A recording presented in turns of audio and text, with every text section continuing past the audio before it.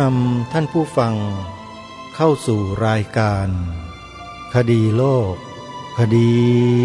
ธรรม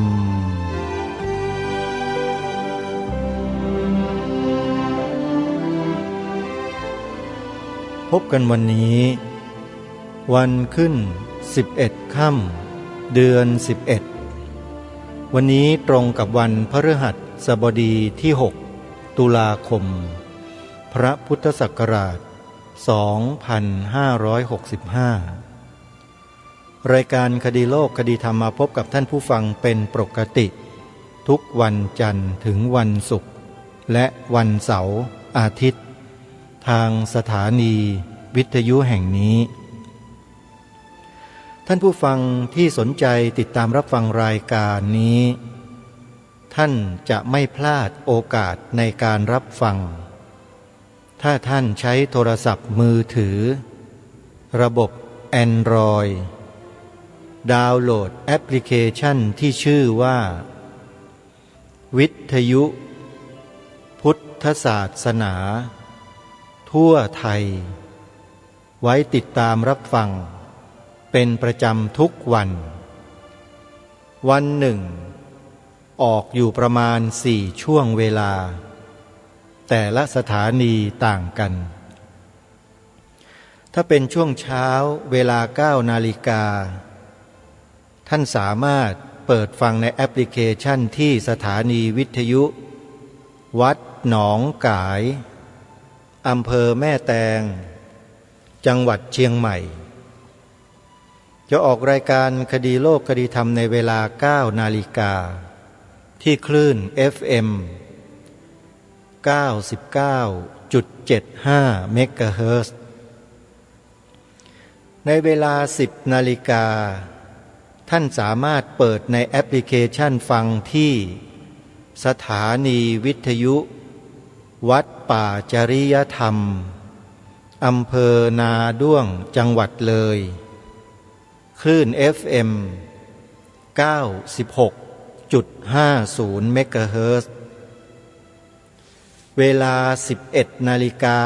เวลาเพลท่านสามารถฟังรายการคดีโลกคดีธรรมในแอปพลิเคชันนี้ได้ที่สถานีวิทยุวัดฝายหินอำเภอเมืองจังหวัดเชียงใหม่คลื่น FM 104.50 เมกะเฮิรตซ์ในเวลาบ่ายโมงตรง13 นาฬิกาท่านสามารถฟังรายการคดีโลกคดีธรรมผ่านทางแอปพลิเคชันนี้ได้ที่สถานีวิทยุวัดบ้านปลาคูนอำเภอโพนทรายจังหวัด101คลื่น FM 104.50 เมกะเฮิรตซ์นี่คือช่องทางของการติดตามรับฟังรายการคดีโลกคดีธรรมผ่านแอปพลิเคชันนี้ที่ชื่อว่าวิทยุพุทธศาสนาทั่วไทยใครที่บอกให้ผู้อื่นดาวน์โหลดแอปพลิเคชันนี้ผู้นั้นได้บุญมากเพราะแอปพลิเคชันนี้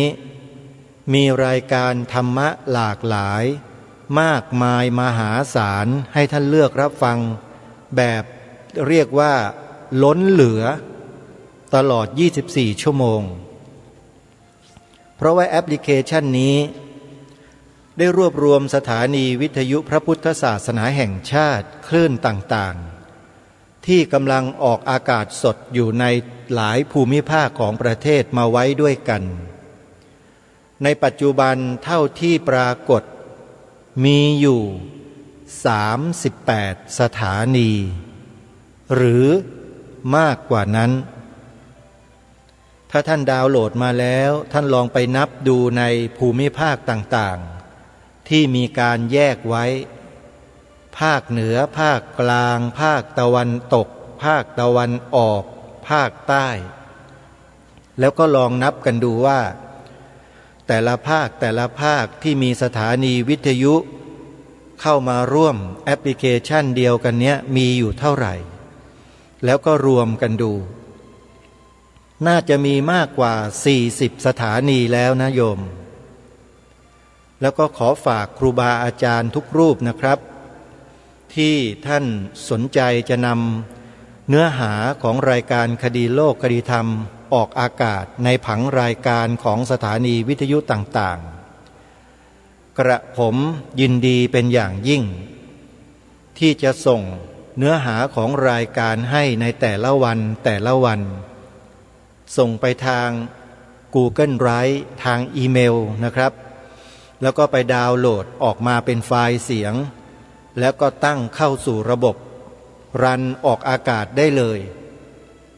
เหมือนอย่างที่วัดหนองกายวัดฝายหินวัดศรีอุดมวงศ์วัดป่าจริยธรรมวัดอารามมงคลวัดบ้านปลาคูนวัดป่าบ้านผือวัดสามชุกวัดเขาปรีดีเป็นต้นเหล่านี้ที่ทางรายการคดีโลกคดีธรรมได้ส่งรายการไปให้ในรูปของไฟล์เสียงแล้วทางสถานีต่างๆเหล่านั้นก็ดาวน์โหลดไฟล์นี้ลงไว้ในระบบของคอมพิวเตอร์แล้วก็ทำการติดตั้งออกอากาศตามเวลาที่กำหนดสะดวกง่ายแล้วก็สบายไม่ต้องไปนั่งเฝ้าพอเราตั้งตามเวลาเขาก็จะออกรายการตามเวลาของเขาตามระบบที่มีอยู่ในปัจจุบันซึ่งเราสามารถเลือกใช้ได้เยอะแยะมากมายทีเดียวและผู้ที่มีความชำนาญในเรื่องนี้นะฮะก็มีอยู่2 ท่านเท่าที่รู้เท่าที่ทราบคือทางวัดป่าจริยธรรมอำเภอนาด้วงจังหวัดเลยกับทางวัดฝายหินอำเภอเมืองจังหวัดเชียงใหม่ซึ่งท่านผู้อำนวยการสถานีวิทยุที่เฉพาะที่วัดฝายหินเนี่ยพระครูสมุวิสุวัตเนี่ยท่านศึกษาเรียนรู้สิ่งเหล่านี้ด้วยตนเองลองผิดลองถูกนั่งทำนั่งอะไรต่างๆจนกระทั่งคล่องแคล่วแล้วก็มีความรู้ทางด้านเทคนิคเป็นอย่างดีลองมาปรึกษาท่านดูท่านจะได้แนะนำโปรแกรมต่างๆให้พวกเราได้นำไปใช้ได้โดยสะดวกในการติดตั้งเพื่อรันรายการต่างๆออกอากาศได้เพราะฉะนั้นสถานีวิทยุใดนะครับถ้าสนใจนำรายการคดีโลกคดีธรรมไปออนแอร์ออกอากาศในผังรายการของท่านโดยเฉพาะในช่วงเวลากลางคืนยิ่งดีเพราะยังไม่มีสถานีวิทยุใดนอกจากวัดหนองกายกับวัดสามชุกนะครับที่นำรายการคดีโลกคดีธรรมไปออนแอร์ในช่วงกลางคืนวัดสามชุกออกเวลาประมาณ20 ทุ่มวัดหนองกายนี้ไม่แน่นะอาจจะเป็น4 ทุ่มหรือ5 ทุ่มนี่แหละช่วงกลางคืนเนี่ยสัญญาณจะไปได้ไกลเพราะไม่มีสัญญาณรบกวนอยากจะให้สถานีวิทยุของครูบาอาจารย์ของเรานะครับถ้าเป็นไปได้เนี่ยอยากจะให้รันรายการคดีโลกคดีธรรมในช่วงกลางคืนอีกสัก1 รอบดึกๆเลยครับ5 ทุ่ม6 ทุ่มตี 1ได้ทั้งนั้นฮะรันออกไปเถอะผมมั่นใจว่าต้องมีคนฟังขอเพียงให้มีคนฟังเท่านั้นประโยชน์ก็จะเกิดขึ้นกับเราแล้วอย่างน้อยๆเนี่ยคนที่ทำงานกลางคืนเขาจะได้รู้อะไรบ้างว่ามันเกิดอะไรขึ้นกับประเทศชาติบ้านเมืองกับพระพุทธศาสนาของเราจะเก็บให้หมดเลยเพราะฉะนั้นยังไม่มีสถานีวิทยุใดนะครับที่นำรายการคดีโลกคดีธรรมไปออนแอร์ในช่วงกลางคืนนะครับถ้าครูบาอาจารย์รูปใดสนใจจะไปรันออกตอนกลางวันก็ได้นะครับยินดีเป็นอย่างยิ่งขอให้โทรศัพท์มาแจ้งที่ผมโดยตรงเลยและจะได้ส่งอีเมลให้กันทุกวันอย่างที่ทำอยู่กับสถานีวิทยุของครูบาอาจารย์ของเราหลายๆท่านซึ่งก็ออนแอร์ออกอากาศเป็นปกติที่ท่านทั้งหลายได้สดับรับฟังกันมานี่แหละทีนี้เบอร์โทรศัพท์ที่ท่านจะติดต่อเพื่อพูดคุยกันถึงเรื่องรายการคดีโลกคดีธรรมจะนำไปออกอากาศนะครับโทรมาที่ผมโดยตรงได้เลย ที่หมายเลขโทรศัพท์0 9 4 6 6 2 6 9 3 5 0 9 4 6 6 2 6 9 3 5พระครูปลัดนรงฤทธิ์ยินดีครับที่จะส่งรายการไปให้กับสถานีวิทยุต่างๆเพื่อนำไปออนแอร์ออกอากาศเนื้อหาของรายการไม่เกิน53นาทีโดยประมาณถ้าเฉลี่ยแล้วก็ตกอยู่ที่ประมาณ51-52นาทีนะครับไม่ถึง1ชั่วโมงเพื่อจะทิ้งเวลาไว้ให้ออกสปอตให้ประชาสัมพันธ์ข่าวอื่นๆของทางสถานีไว้ด้วยนะนี่คือการทำงานของรายการคดีโลกคดีธรรมตลอดระยะเวลากว่า15ปีที่ผ่านมาที่เป็นผู้ดำเนินรายการนี้ก็หวังว่าครูบาอาจารย์ของเราญาติโยมของเราจะตอบรับรายการนี้เป็นอย่างดีไม่มากก็น้อยโดยเฉพาะพุทธบริษัทของเราที่มีความศรัทธาอย่างมั่นคงในพระรัตนตรัยแล้วก็มีสติปัญญามั่นคงไม่เหลาะแหละไม่โลเลไม่ลังเลที่จะช่วยพระศาสนาของชาติบ้านเมืองอะไรที่เป็นพิษที่เป็นภัยพร้อมที่จะต่อต้านที่จะช่วยกันสกัดกั้นด้วยวิธีการอันแยบยลด้วยวิธีการอันสันติโดยแท้รายการคดีโลกคดีธรรมขอแสดงความยินดีเป็นอย่างยิ่ง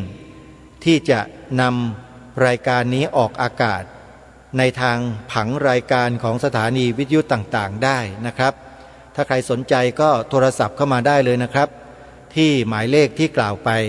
0 9 4 6 6 2 6 9 3 5ก็ต้องขอกราบขอบพระคุณครูบาอาจารย์ผู้อำนวยการสถานีวิทยุต่างๆนะครับที่นำรายการคดีโลกคดีธรรมออกอากาศให้อย่างสม่ำเสมอมาโดยตลอดก็ขอให้อานิสงส์แห่งบุญนั้นถ้าทางรายการทำแล้วเกิดขึ้นแล้วมีแล้วก็ขอให้ทุกท่านได้มีส่วนร่วมได้บุญกุศลนั้นไปด้วยนะครับให้เต็มที่เลยนะฮะขอกราบขอบพระคุณอนุโมทนาบุญเป็นอย่างยิ่งทีนี้มาเข้าสู่เนื้อหาสาระของรายการนิดหนึ่งขอเริ่มต้นด้วยข่าวประชาสัมพันธ์งานบุญกฐินให้กับครูบาอาจารย์ของเราสักเล็กน้อยปีนี้บุญกฐินของแต่ละวัดนะบุญกฐินของแต่ละวัดนั้นจะจัดตรงกันบ้างไม่ตรงกันบ้างนะก็แล้วแต่สถานการณ์ของแต่ละพื้นที่ว่าวัดใดจะเหมาะสมอย่างไรนะฮะอย่างที่วัดป่าจริยธรรมเนี่ยเขาก็ได้กำหนดวันทอดกฐินของวัดป่าจริยธรรมไว้ตายตัวแล้วทุกปีเลยคือหลังจากวันออกพรรษาไป1 วันวันที่10เป็นวันมหาปวารณา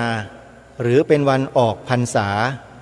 แต่พระสงฆ์ยังไม่สามารถไปค้างแรมที่ไหนได้จะต้องค้างแรมอยู่ภายในอาวาสที่ตนเองอธิษฐานพรรษาอีก1 ราตรีจึงจะสามารถรอนแรมไปที่ไหนต่อที่ไหนได้อานิสงส์ถึงจะเกิดขึ้นในวันรุ่งขึ้น5 ข้อเหมือนกับอานิสงส์กฐินเลยถ้าใครได้กรานกฐินด้วยก็จะได้อานิสงส์ต่ออีก4 เดือนรวมเป็น5 เดือนนะท่านไปดูอานิสงส์กฐินก็แล้วกันแล้วท่านจะทราบว่า5 ข้อมีอะไรบ้างเมื่อวันที่10นะตุลาคมวัน15ค่ำเดือน11นะเป็นวันขึ้น15ค่ำเดือน11เป็นวันออกพรรษาวันที่11วันรุ่งขึ้นก็เป็นวันตักบาตรเทโวโรหณะวันตักบาตรเทโวโรหณะที่วัดป่าจริยธรรมนั้นจะจัดกิจกรรมดังกล่าวด้วยมีการทำบุญตักบาตรในช่วงเช้าแล้วก็ช่วงกลางวันก็จะมีพระสงฆ์มาแสดงธรรมกันไปตลอดแล้วก็พักช่วงค่ำนิดนึงแล้วก็เริ่มแสดงธรรมกันไปจนถึงรุ่งเช้าของวันที่12ตุลาคมพอถึงวันที่12ตุลาคมนั่นแหละเ เป็นวันทอดกฐินสามัคคีของวัดป่าจริยธรรมบรรดาญาติโยมสาธุชนที่อยู่ในต่างจังหวัดท่านไม่ต้องกังวลว่าท่านจะลำบากจากการทำบุญเพราะเดี๋ยวนี้ระบบของการทำบุญนั้นสะดวกกว่าแต่ก่อนหลายร้อยหลายพันเท่าท่านนั่งอยู่ที่บ้านท่านก็สามารถทำบุญกับวัดต่างๆได้โดยที่ไม่ต้องเสียเวลาเดินทางไปเลยนะฮะการทำบุญในลักษณะนี้เขาเรียกว่าการทำบุญออนไลน์ใช้โทรศัพท์มือถือเครื่องเดียวบริจาคเงินให้กับวัดวาอารามต่างๆได้อย่างสะดวกสบายมากนี่คือการทำบุญยุคใหม่ที่เราต้องยอมรับเราต้องเข้าใจสถานการณ์ของโลกมันเปลี่ยนไปแล้วโยมเราต้องปรับตัวให้เข้ากับสถานการณ์โลกศาสนาพุทธนั้นเป็นศาสนาเดียวในโลกที่อ่อนไหวไปตามกระแสของโลกแต่ไม่ติดโลกไม่ใช่โรคนะโยมโลกโลกาโลกาโลกะเนี่ยผ่อนปรนไปตามกระแสโลกแต่ไม่ติดโลกยังคงอยู่เหนือโลกตลอดเวลาทำได้ใครบอกว่าทำไม่ได้บ้างหลวงพ่อพุทธทาสท่านยืนยันเลยว่าทำได้ทุกคนจริงๆทำได้โยมอยู่ให้เหนือโลกเอาไว้พิจารณาโลกให้เห็นท่องแท้ด้วยสุตตมยปัญญาของเราภาวะจินตามยปัญญาก็จะเกิดขึ้นก็จะแข็งแกร่งแข็งแรงสามารถครองตนครองคนครองงานอยู่ในหลักการแห่งศีลแห่งธรรมได้มันอยู่ที่เราเพราะฉะนั้นอยู่ที่ไหนเราก็ทำบุญกันได้ท่านผู้ฟังวัดป่าจริยธรรมนั้นพร้อมที่จะให้พวกเราได้มีส่วนร่วมบุญกฐินในปีนี้วัดป่าจริยธรรมจะสร้างมหาอุโบสถให้ต่อเนื่องแล้วก็ให้มีความคืบหน้ายิ่งขึ้นไป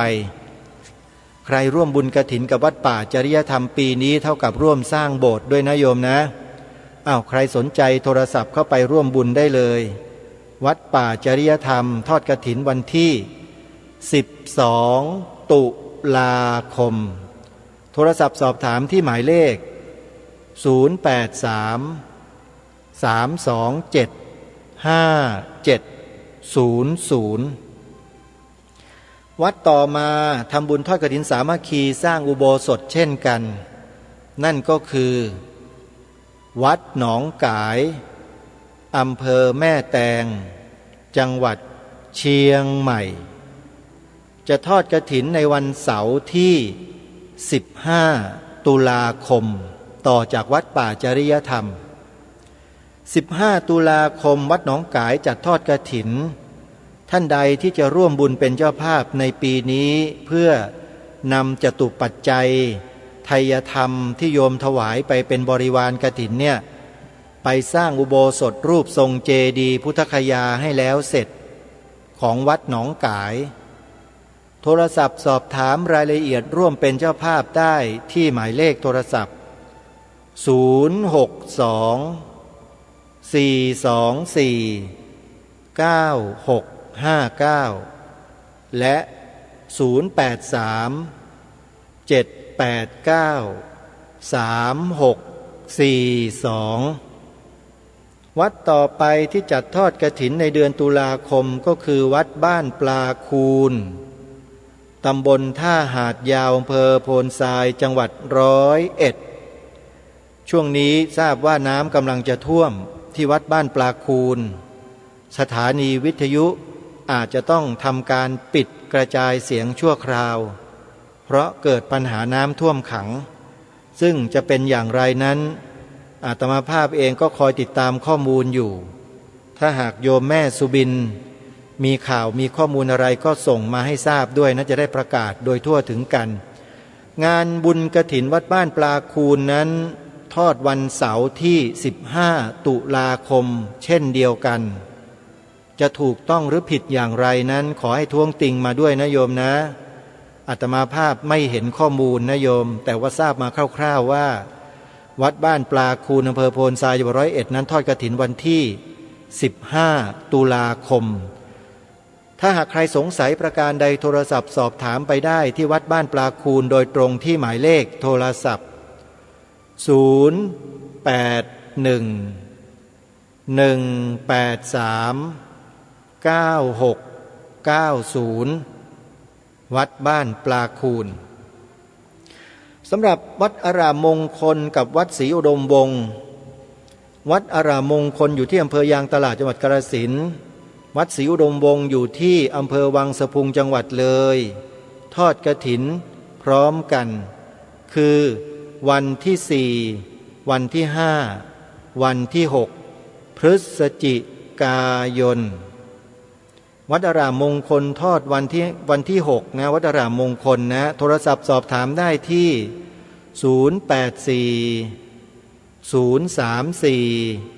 084-034-4606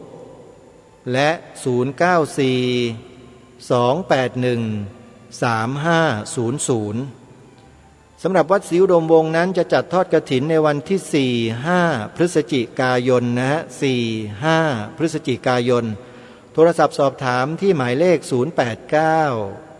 089-840-4968สำหรับอีกวัดหนึ่งที่จะขอเชิญชวนสาธุชนไปร่วมงานบุญครั้งนี้ก็คืองานบุญกฐินที่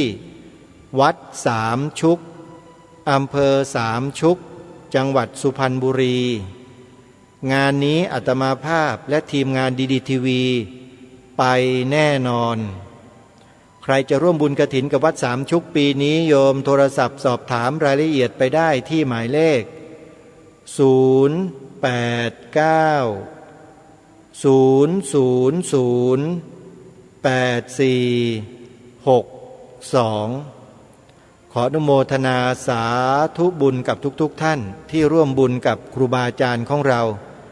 อีกวัดหนึ่งโยมอีกวัดหนึ่งคือวัดฝายหินวัดฝายหินตำบลสุเทพอำเภอเมืองจังหวัดเชียงใหม่จัดทอดกฐินปีนี้ตรงกับวันที่29ตุลาคม29ตุลาคมญาติโยมท่านใดที่จะร่วมบุญกับวัดฝายหินนะโยมนะโทรศัพท์ไปได้ที่หมายเลข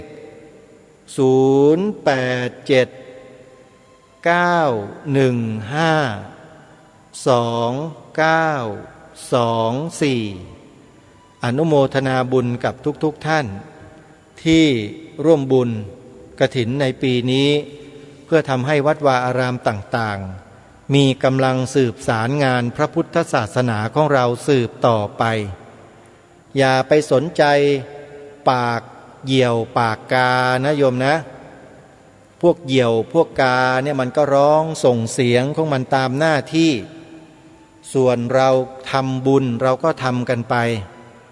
บุญกฐินปีนี้รอพวกเรากันอยู่เพื่อที่จะส่งเสริมให้วัดวาอารามต่างๆท่านได้บูรณะปฏิสังขรณ์ส่งเสริมการศึกษาเล่าเรียนก่อสร้างอะไรต่างๆให้เกิดเป็นชิ้นเป็นอันเป็นรูปเป็นร่างขึ้นมาทำไว้ก็ไม่ได้เพื่อเจ้าอาวาสเพื่อพระในวัดเพื่อใครทั้งนั้นแหละโยมเพื่อเราทุกคนนี่คือวัดในพระพุทธศาสนาฮะใครก็เข้าได้แขกก็เข้าได้ฝรั่งก็เข้าได้ไทยก็เข้าได้ในโบสถ์ในวิหารลานเจดีย์เข้าได้หมดไม่เหมือนกับบางลัทธินิกายศาสนาในโลกใบนี้ใครก็เข้าไม่ได้ใครจะพูดถึงก็ไม่ได้จะตั้งคำถามก็ไม่ได้บางลัทธิเป็นอย่างนั้นแต่ศาสนาพุทธเราเปิดกว้างเพราะฉะนั้นช่วยกันส่งเสริมนะโยมนะงานบุญกฐินแต่ละปีนี่แหละที่ทำให้พระศาสนาของพวกเราอยู่รอดปลอดภัยได้จึงขอเรียนเชิญเจริญพรสาธุชนร่วมบุญกันตามความถนัดของแต่ละท่านอยู่ใกล้ที่ไหนสะดวกที่ใดเราก็ไปทำบุญที่นั่นนะโยมนะนี่ก็เป็น ข่าวประชาสัมพันธ์งานบุญกฐินในเบื้องต้นให้ครูบาอาจารย์ของเราทีนี้เข้ามาสู่เนื้อหาสาระของรายการคดีโลกคดีธรรมประจำวันนี้เป็นวันขึ้น11ค่ำเดือน11เลขหนึ่งทั้งนั้นเลยที่พูดแบบนี้อาตมาภาพไม่ได้สายมูนะโยมไม่ใช่สายมูนะแต่พูดให้ฟังว่ามันตรงกับขึ้น11ค่ำเดือน11ไม่มีอะไรหรอกอาตมาก็ไม่รู้หรอกไม่รู้จักหรอกว่าเป็นยังไงเลขเลิกเนี่ยคำนวณไม่เป็นนะไม่ใช่หมอดูโยมเป็นแต่หมอเดาอย่างเดียวโยมเดาไปเรื่อยเดาว่าประเทศไทยเราข้างหน้าถ้าไม่ทำอย่างนี้แล้วต่อไปข้างหน้าจะเป็นอย่างไรอย่างเนี้ยช่วยเขาเดานะแต่แท้ที่จริงแล้วถ้าเรานำเหตุนำผลมาพิจารณาวิเคราะห์แล้วเนี่ยมันก็ไม่ผิดพลาดในการที่เราตั้งข้อสันนิษฐานหรือตั้งข้อสังเกตไว้มันก็จะเป็นตามที่เราเข้าใจและได้คำนวณได้วิเคราะห์นั่นแหละเหมือนอย่างที่รายการคดีโลกคดีธรรมได้นำเสนอผ่านมาตลอด 3-4 วันเกี่ยวกับเรื่องบุคคลของศาสนาหนึ่งทำหนังสือไปท้วงติงไปขอปรึกษาอธิบดีกรมวิชาการเพียงเพราะหนังสือวิชาพระพุทธศาสนาเขียนคำว่าพระพุทธศาสนาเป็นศาสนาประจำชาติไว้ในแบบเรียนวิชาพระพุทธศาสนาเท่านั้นแหละคนต่างศาสนาคนนี้เดือดร้อนนะเดือดร้อนเขาเรียกว่ามีโทมนัสมันขึ้นซึ่งทางรายการได้พูดได้กล่าวได้อัญเชิญกระแสพระราชดำรัสของพระบาทสมเด็จพระจอมเกล้าเจ้าอยู่หัวรัชกาลที่4มาอ่านให้พวกเราฟังกันบ่อยๆเนี่ยไม่ใช่เพราะอะไรหรอก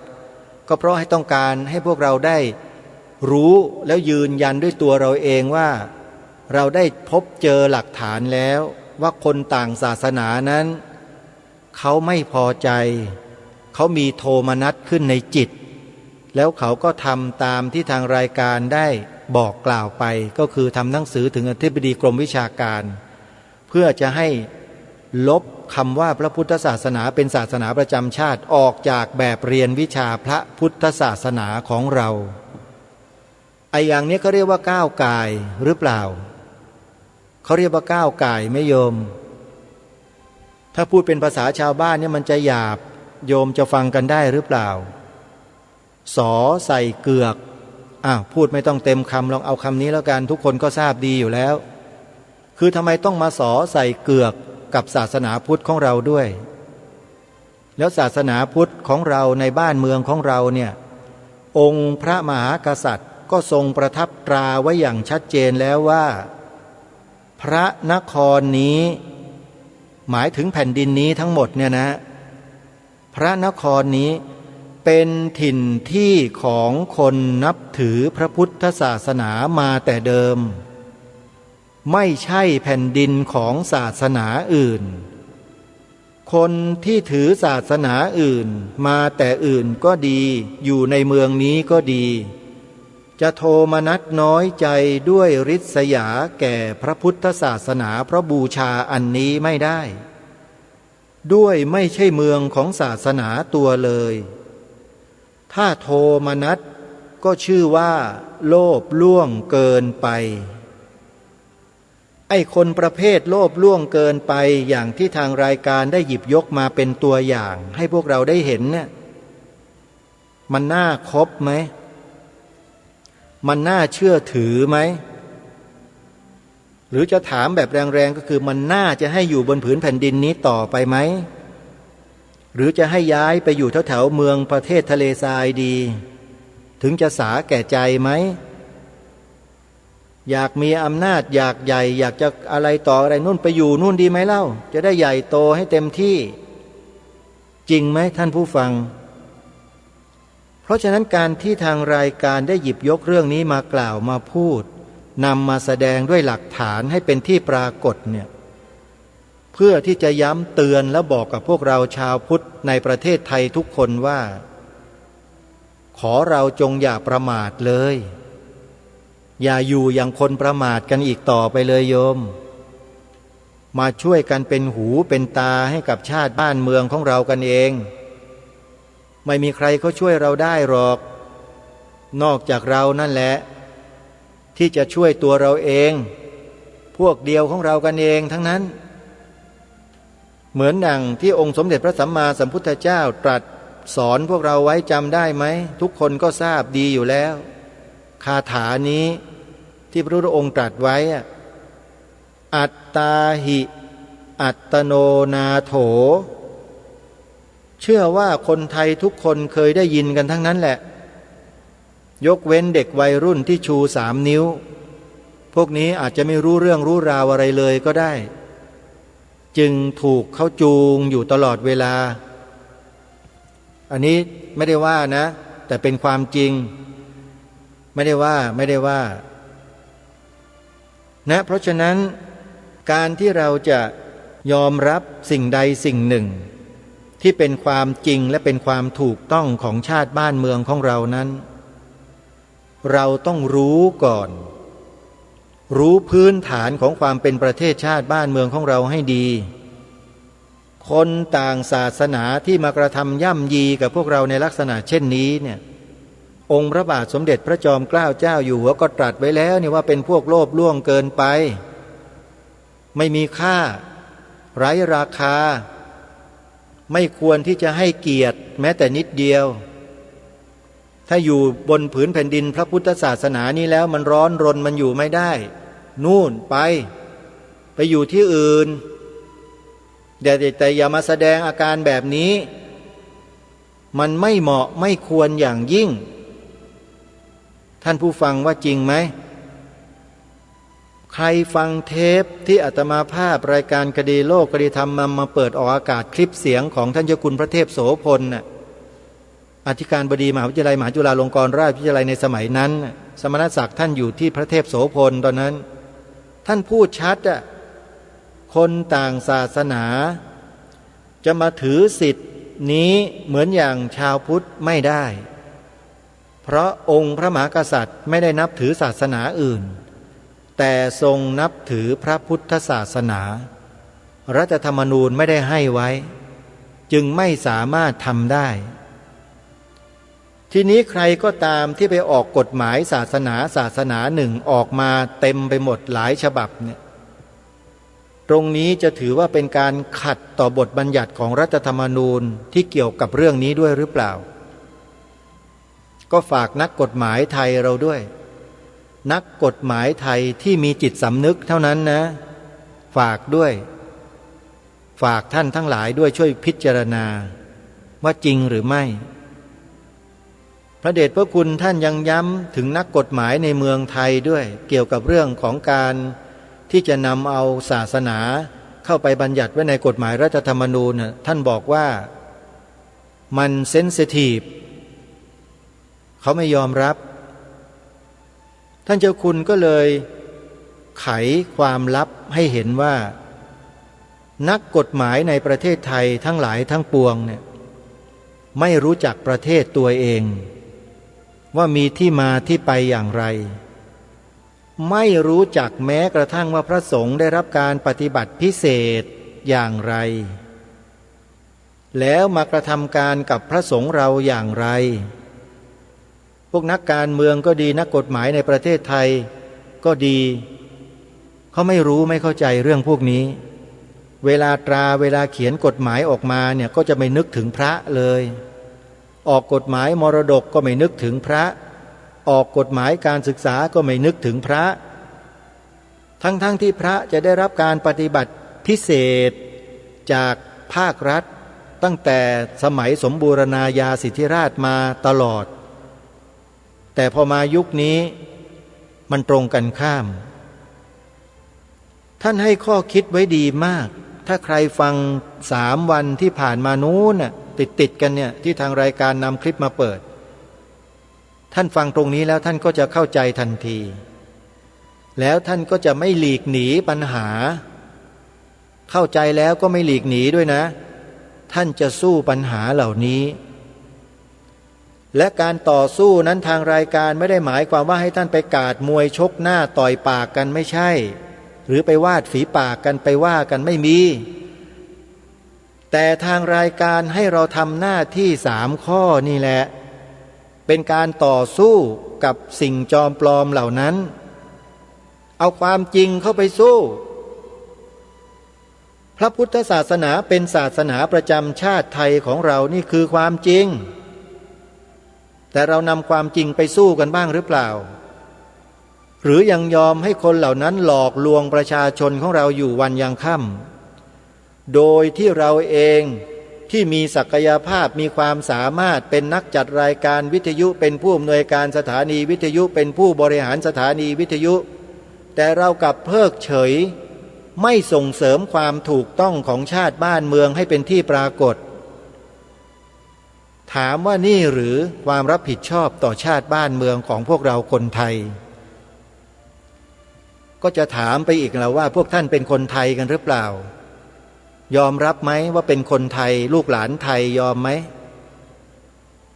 ถ้ายอมรับแล้วทำไมถึงเพิกเฉยกับสิ่งที่บรรพชนคุณเขาใช้ชีวิตเลือดเนื้อแลกมารักษาไว้ให้แก่พวกเราล่ะเพิกเฉยทำไมไม่ช่วยกันส่งเสริมยอยกให้เห็นเป็นที่ปรากฏแล้วก็เผยแพร่ให้กว้างไกลกันล่ะแปลว่าท่านละเลยหน้าที่ของความเป็นคนไทยหรือเปล่าสิ่งที่ทางรายการได้เสนอได้รณรงค์ให้พวกเราทำกันเนี่ยมันคือหน้าที่ของการยอยกพระพุทธศาสนาและสถาบันพระมหากษัตริย์ของเราเป็นการแสดงออกถึงความจงรักภักดีในเชิงลึกในเชิงแก่นไม่ใช่ของเปลือกที่ทำกันอยู่ไอ้จงรักภักดีเปลือกท่านเคยเห็นไหมจงรักภักดีจงรักภักดีให้นักการเมืองจูงจมูกกันออกไปนั่นน่ะมันใช่หรือเปล่าถ้าของแท้นี่มันต้องแบบนี้ดิอย่างรายการคดีโลกคดีธรรมทำอยู่มาโดยตลอด10 กว่าปีเนี่ยทำมาก่อนในพวกนั้นอีกทำมาตั้งนานแล้วทำอยู่อย่างนี้ตลอดจนญาติโยมหลายคนเขาเบื่อฟังแล้วเขาไม่ฟังกันไปตั้งเยอะแล้วเพราะเขาบอกว่าพูดแต่เรื่องเดิมๆซ้ำๆแต่ไอ้เรื่องเดิมๆซ้ำๆเนี่ยมันยังไม่เข้าสมองโยมเลยอะยังไม่มีอยู่ในสำนึกมันยังไม่ปรากฏเลยแล้วบอกว่ารายการนี้พูดซ้ำๆแล้วมันไม่มีประโยชน์ตรงไหนหาประโยชน์ไม่เจอต่างหากหรือเปล่าแล้วก็มาตำหนิรายการนี้อยู่กันนะแน่จริงหรือลองพิจารณาตัวเองกันดูสินะอันนี้ต้องขอฝากไว้ให้คิดไม่ได้ว่านะรายการนี้ไม่ว่าอยู่แล้วฝากไว้ให้คิดและให้ทุกคนเนี่ยว่าตัวเองด่าตัวเองกันให้เป็นด่าให้มันแรงๆหน่อยตัวเองเนี่ยเหมือนอย่างรายการคดีโลกคดีธรรมเนี่ยด่าตัวเองมาตลอดโง่บ้างไม่ได้เรื่องบ้างแย่บ้างว่าตัวเองอยู่ตลอดเวลาเลยเฮ้ยมันเป็นอย่างนี้อะไรต่างๆเนี่ยเพื่ออะไรเพื่อเรียกจิตสำนึกของความเป็นคนไทยกลับมาอย่าให้คนอื่นเขาด่าเขาว่าอาตมาไม่ด่าไม่ว่าอยู่แล้วมีแต่จะช่วยให้ทุกคนเนี่ยกลับมามีจิตสำนึกเหมือนกับบรรพบุรุษบรรพชนเราให้ได้คุณจะทำจะพูดจะคิดจะเล่นจะสนุกสนานจะฮาจะเฮจะเที่ยวเตร่จะกินจะดื่มอะไรเรื่องของคุณเรื่องส่วนตัวไม่ยุ่งอยู่แล้วแต่จิตสำนึกพื้นฐานของความเป็นคนไทยมันต้องมีอยู่นะไม่ว่าจะเป็นเด็กเล็กวัยรุ่นนักเรียนชั้นประถมมัธยมอุดมก็แล้วแต่วัยทำงานไม่ว่าใครทั้งนั้นที่อยู่บนผืนแผ่นดินเนี้ยคุณต้องมีจิตสำนึกโดยเฉพาะพวกข้าราชการเนี่ยต้องเป็นอันดับหนึ่ง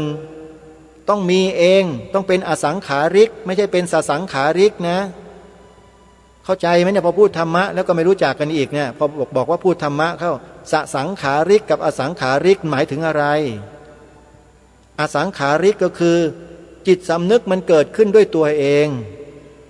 ส่วนสสังขาริกคือมีคนมาจี้มาจ้ำมาชัยอยู่ตลอดเวลา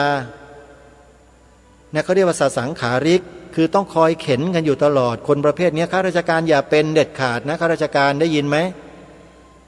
พวกคุณมันก็ลูกชาวไร่ชาวนาเหมือนกับเรานั่นแหละ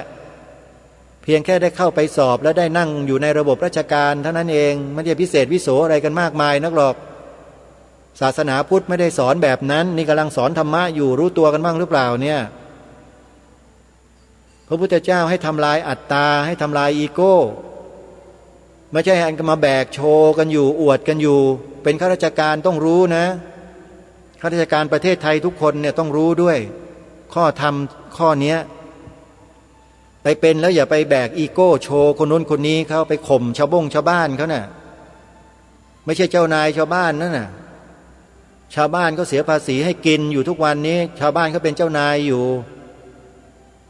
ไม่ได้ลบหลู่ท่านนะแต่เอาความจริงเข้ามาพูดแล้วท่านยอมรับความจริงในข้อนี้ไม่ได้ว่าท่านไม่ได้จ่ายภาษีนะข้าราชการนี่ไม่ได้จ่ายภาษีให้คนเงินเดือนประชาชนใช้นะท่านจ่ายภาษีให้ประชาชนใช้เหรอมีแต่ประชาชนจ่ายภาษีไปให้พวกคุณเป็นเงินเดือนเป็นสวัสดิการทั้งครอบครัวของคุณทั้งบ้านทั้งเมืองคุณอย่ามาเถียงในข้อนี้กันเถียงไม่ได้หรอกคุณไม่ได้เสียภาษีให้ประชาชนประชาชนเสียภาษีให้คุณแล้วคุณก็ต้องทำหน้าที่ให้ประชาชนเขาได้รับความสุขให้รับความสะดวกให้รับความสบายองค์พระมหากษัตริย์ทรงกำหนดแต่งตั้งเสนาบดีข้าราชการมาเพื่อให้ดูแลทุกสุขของประชาชน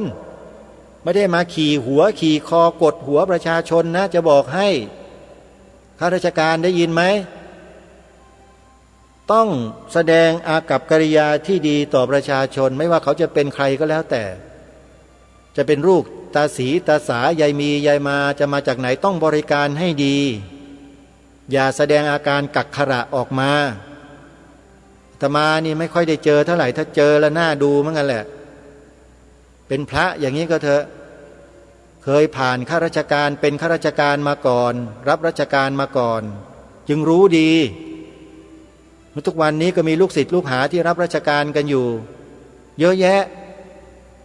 แต่เราก็ไม่เคยที่จะไปสุงสิงไปยุ่งอะไรกับเขาหรอกเขามีข้อมูลอะไรเขาก็ส่งเข้ามาเขาก็บอกเราก็ได้ข้อมูลมาก็ทำหน้าที่ของเราเรื่อยไป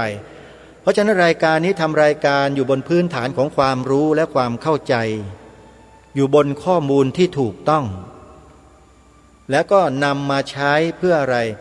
เพื่อขจัดความจอมปลอมความไม่ถูกต้องทั้งหลายออกจากสังคมไปโดยเฉพาะอย่าให้มันเกิดมีขึ้นในจิตใจของคนไทยเราเป็นอันขาดมาไม้ไหนมาลูกไหนสกัดอย่างเดียวรายการคดีโลกคดีธรรมไม่เก็บไว้ทำปุ๋ยหรอกเอาไว้ทำใหม่รกประเทศชาติบ้านเมืองเปล่าๆของปลอมนี่ของแท้ที่ทางรายการได้อัญเชิญมานี่พระราชดำรัสขององค์พระมหากษัตริย์ของเราเนี่ยพระนครนี้เป็นถิ่นที่ของคนนับถือพระพุทธศาสนามาแต่เดิมไม่ใช่แผ่นดินของศาสนาอื่นคนที่ถือศาสนาอื่นมาแต่อื่นก็ดีอยู่ในเมืองนี้ก็ดีจะโทมนัสน้อยใจริษยาแก่พระพุทธศาสนาพระบูชาอันนี้ไม่ได้ด้วยไม่ใช่เมืองของศาสนาตัวเลยถ้าโทมนัสก็ชื่อว่าโลภล่วงเกินไป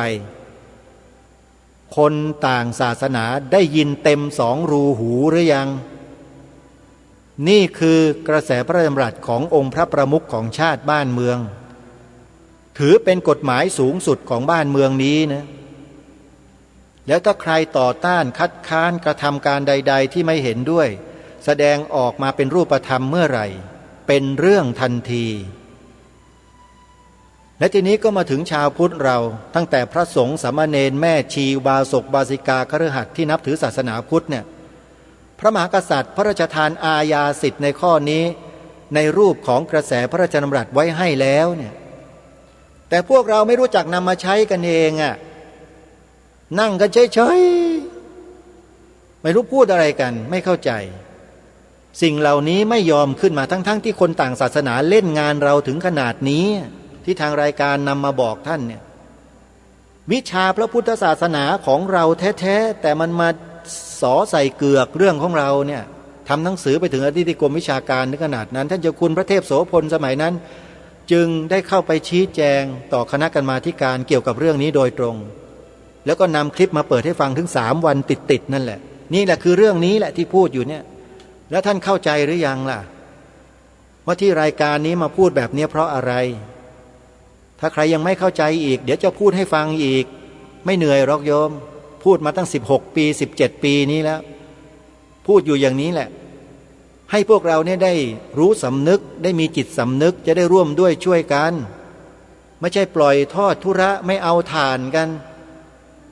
ใช่ไหมรายการนี้พูดจริงหรือเปล่าท่านลองพิจารณาให้ดีอย่ามีอคติในใจนะถ้ามีอคติเมื่อไหร่มันไม่ใช่อ่ะมันลำเอียงทันทีมันก็ไม่ถูกต้องแล้วต้องยืนอยู่บนหลักการที่ถูกต้องของบ้านเมืองบอกว่าสีขาวในธงชาติไทยหมายถึงพระพุทธศาสนาเท่านั้นก็หมายถึงพระพุทธศาสนาเท่านั้นมันจะเอาศาสนาอื่นมาใส่ไปทำผีอะไรอ่ะมันจะคิดไปทำอะไรมันไม่ได้มันไม่ใช่ไงแล้วไปเกรงอกเกรงใจใครนะไม่กล้าพูดกันนะระดับในพลทั้งหลายที่จะมารู้จักเนี่ยมีนะบางคนน่ะไม่กล้าพูดเป็นอะไรปะโถเนี่ยบ้านเมืองเราเห็นไหมพอไม่มีความกล้าตัวเดียวเท่านั้นจบเลยฮะบ้านนี้เมืองนี้ผู้กล้ามันหายไปหมดฝากไว้นะฮะฝากเป็นข้อคิดไว้กราบขอขมาครูบาอาจารย์นะครับวันนี้ที่พูดจาในลักษณะเช่นนี้นะฮะเป็นการกระตุ้นแรงๆยอมรับนะขอแรงนิดหนึ่ง